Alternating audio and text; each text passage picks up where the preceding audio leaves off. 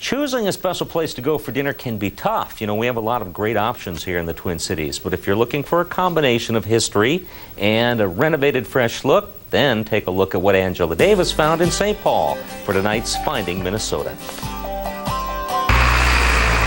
Forepaugh's restaurant is hardly the new kid on the block.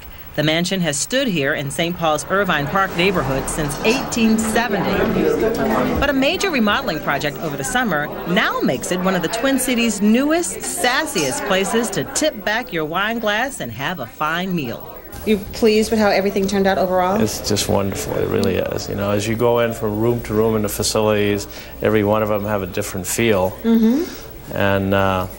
And it's just like walking into someone's home. Twin Cities restaurateur Bruce Taher dropped more than $1 million to make Forepaugh's fresh and current while maintaining its Victorian charm. He hired an interior designer to help choose new wallpaper for all the rooms, revamp and replace the furniture, redo the floors, and even spruce up the light fixtures. They added more crystals and pulled it down so it's more the focal point of this room, which overlooks the park. And then there's the renovated kitchen, where Chef Donald Gonzalez works his magic with new American cuisine. So you smell it as it comes to the table. He's clearly passionate about creating unusual dishes. You know, it's like any new restaurant. You got to learn to walk before you can run. But our goal is to actually start flying a little bit. So we're gonna walk, run, then fly, and then whatever happens after that, just hold on. So, but yeah, we're really pushing to make this something special. There are 9 dining rooms here, each one unique, especially the one inside the wine cellar.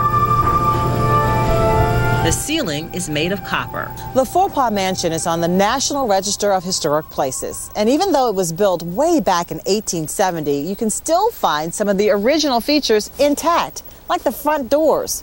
And they're just one example. This elaborate staircase just inside the entrance is another. But even with the flurry of new activity in this old mansion, you still get that if only these walls could talk vibe. Maybe it's the old photos of the house that hang on the walls.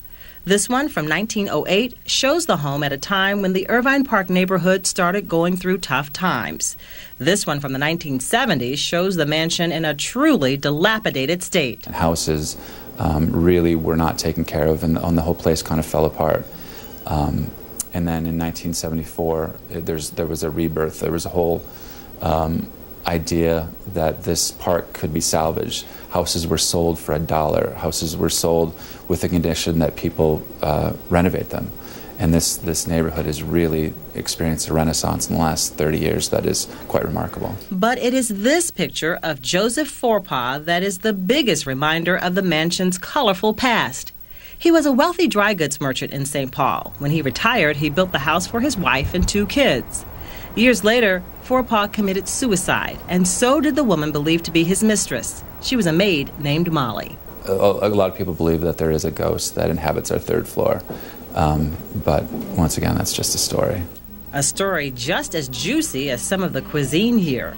Over the years, restaurant workers have shared stories of flickering lights, furniture mysteriously rearranged overnight, cold chills, and strange noises. All great fodder for lively conversation during your meal. So whether you seek what's bright and shiny or what's old and nostalgic, you'll likely feel right at home here. Wow, elegant. Angela tells us in addition to dinner, Forepaugh serves lunch and a Sunday brunch, and you can also drop in for a late night drink.